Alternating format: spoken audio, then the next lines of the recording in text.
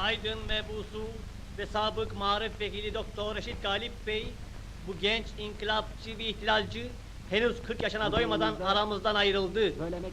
Türk Dili davasının dinç, mert, hararetli bir öncüsü, Türk Dili Tetkik Cemiyeti Kurultayı'nın reis vekili Reşit Galip Bey'in Ankara'da yapılan cenaze merasimine ait intibatı gösterirken, marif vekaletinde bulunduğu zaman dil inkılabı hakkında Türk gençliğine olan hitabesinden bazı parçaları hatırasını taze için İpek Film koleksiyonundan naklediyoruz. Yazı dilleri vardır ve o kadar severek dinlediğimiz derin, duygulu bir musikileri vardır.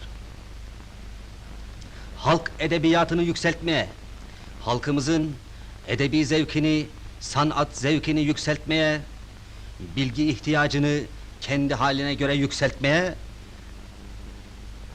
köylülerimiz için, bütün halkımız için derece derece yükselen kütüphaneler vücuda getirerek yükseltmeye çalışmak, halkçı Türkiye Devleti'nin en iptidai olduğu kadar en belli başlı ve en mukaddes vazifelerindendir.